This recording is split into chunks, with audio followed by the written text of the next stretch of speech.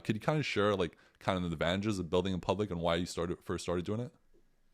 Yeah, honestly, I think I first started in 2008 or 2009 on Twitter, and there's some of my tweets from back in the day where I like committed to building an app in a week, oneweekapp.com that I'm sure does not exist, or if it does, probably redirects to a place you don't want to go. So please don't visit it.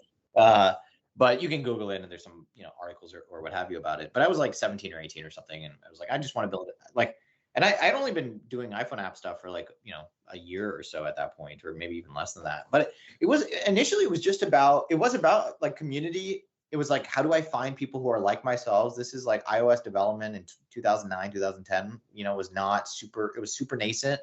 There were maybe like less than 1,000 people who could probably like ever built and shipped an iPhone app to the App Store. Like I needed to find my tribe, find like-minded people. And this is, by the way, how I met this Pinterest CEO, Ben.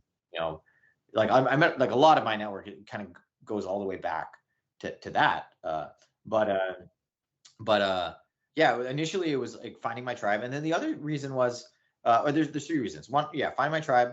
Two was just I was gonna do it, right? Like I think some people hope like they might see my Twitter or like what I'm up to, and they're like, wow, he must just love what he does, and he's super productive, and he wakes up early, and blah blah whatever like mental image that they have of someone who's productive. At least that's kind of the vision that I had of a lot of these kind of other people when I was a kid. But the truth is, no. What I do is I say yes, I can do that. I commit, in public, and then it's like, oh, okay, like I know I'm going to do it. It's like signing up for a half marathon, right? It's like, okay, like I guess, I've never run more than 4 miles in my life, but I have a half marathon in a month and a half. And guess what? Like I guarantee a lot of people, many people, maybe even most, do it. They do it. And there's a variety of reasons that it works, but it works, right? And this is the same thing just applied to like building software. And then the last sort of reason to do it, the third reason, is it gives you a audience and a potential set of customers right when you launch, right away, right? And the truth is, like, even with this business book, frankly, like, there's lots of business books. Like, it's a book launch. It's a new, like, it's not that compelling, right? It's not that interesting. But if I say, hey, I built a new business over the weekend, I live streamed the whole thing. There's 15 hours of it on YouTube where you can go through, if you want, literally all 15 hours of me building a totally new business from scratch using Stripe, like everything, like 0 to 1.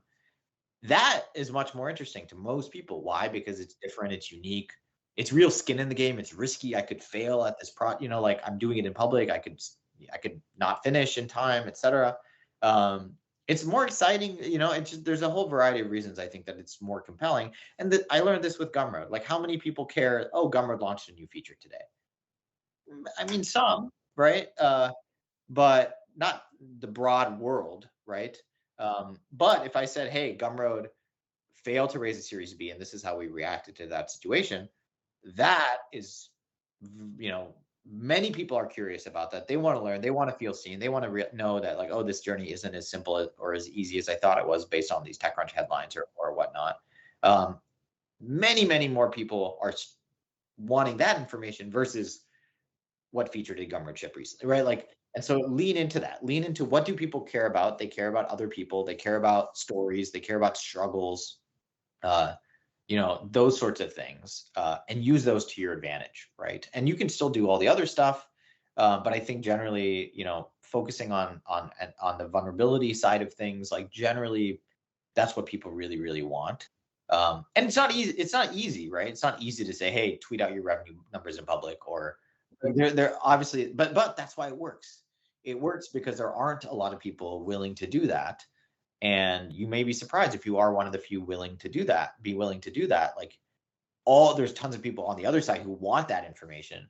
And boom, now you're the one providing it, right? Like on YouTube, you can go find a video where I walk through my contract with Penguin. And I go through the economics, like the advance, it's $115,000. It's split over 2 or 3 years. Like, these are just, facts of the agreement and of the industry. But it's just, I tried to find a lot of this stuff when I was, and it just wasn't really there. And so, that who knows? Will that sell books or not? I don't. It doesn't matter to me really that much. But I just, yeah, I'm constantly trying to teach people, learn myself, and the side effect of it is like building hopefully real trust, real relationships, with this audience. And it's very like low information asymmetry, right? Like this model wouldn't really work if they were all these things I wasn't proud of, right? Like building in public doesn't really work if you're building a product that people don't like, right? So it almost like forces me to be like better in a sense. 'Cause it's like, okay, well, I need to fight for an agreement with Penguin that makes me look good. Like I start thinking about, I obviously I don't think that should totally inform the way that you live or anything like that. But I do think it's a helpful sort of heuristic for me, is like, if someone was watching over my shoulder, would I still be comfortable doing what I'm doing? And a great way to gut check that is to share what you're doing with the world. And it's like, okay, Gumroad people generally like as a company, right? Like, um, would it have worked if we were like, I don't know, doing like, helping like the US military, like, with drone strikes? Like, probably not. Like the Gumroad crowdfunding round probably would have been received slightly differently, right? Um, Not to have a position on that. I'm not, familiar enough to know. But yeah, I think it forces you to kind of, and again, this goes back to community. Like you have to pick the right community on the other side. They're gonna like agree with you on a lot of these things, right? There are certain people that probably, they're like, oh, I want to write a business book for Penguin. Like click that thing, and they're like, oh my gosh, this person swears. Like I'm not, and that's fine. Like you have to find your people, right? Or maybe this, long Penguin contract thing does exist. It just exists in a format that isn't for me. Like it's like some, super long blog post or a newsletter post, somewhere out there, right?